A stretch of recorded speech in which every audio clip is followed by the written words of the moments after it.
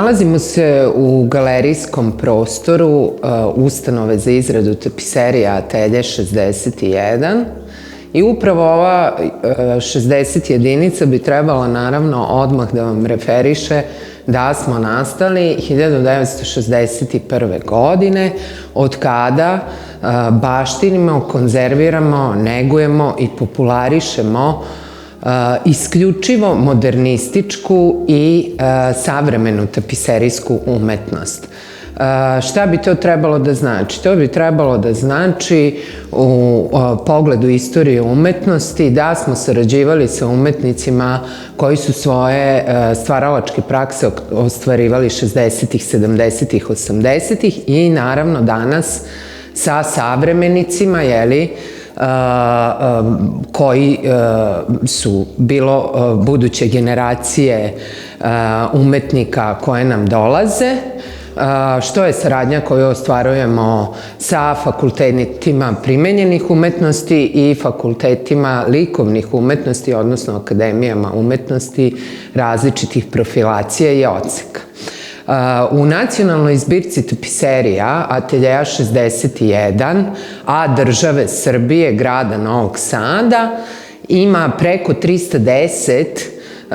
umetničkih dela stvorenih u tapiserijskom mediju, među kojima su naravno i gromadni potpisi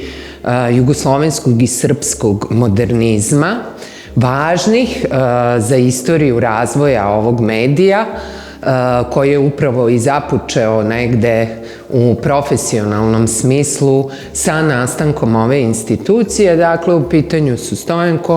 Stojan Ćelić, Milan Konjović, Jagoda Bujić, Boško Karanović, Nada Adžić, zaista svako ko je neko u svetu vizuelnih umetnosti je morao sarađivati sa nama, naprosto jer šta je specifikum u moru specifikuma Ateljeja 61, to je činjenica da je ovakvih institucija uske profilacije koje se bave isključivo tapiserijskom umetnošću svega 5 na čitavom evropskom kontinentu. Pandanske institucije nama se nalaze u Edinburgu u Škotskoj, Davkot, Real Fabrika de Tapiz u Madridu sa tradicijom još iz 1736. godine, u Obisonu, koji se smatra centrom tapiserijske umetnosti od medijevalnog perioda pa na ovamo, znači od srednjovekovlja pa na ovamo, i postoji jedan mali studio u Firenci koji se takođe bavi stvaranjem tapiserija. Kada sam rekla da imamo preko 310 dela tapiserijske umetnosti, to bi trebalo da znači, i obično bi ljudi pomislili da su ta dela isključivo jugoslovenska i srpska, pa nisu, zato što je Atelje za 6 dekada postojanja sarađivao sa preko 500 umetnika i ti umetnici nisu isključivo naši ili, što bi se reklo, iz našeg regiona, dočim, kao što je ovde iza nas, tapiserija mađarske umetnice Beate Boc, sa temom labirinta. Iza nas se nalazi Maja Petrova iz Bugarske sa diptikom paljaca. Imamo umetnike iz Danske, iz Norveške, iz Švedske,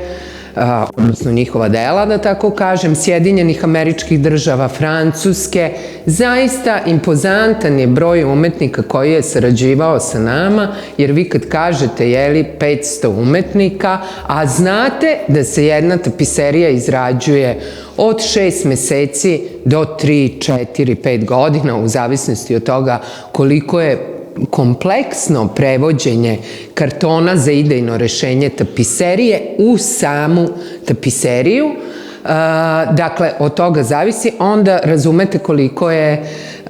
u pitanju zapravo kompleksan proces stvaranja jednog umetničkog dela koji podrazumeva,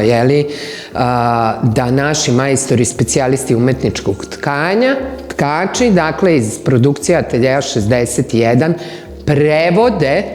ono što se zove karton ili predložak, dakle skica koju izrađuje akademski obrazovan umetnik u samo tapiserijsko delo.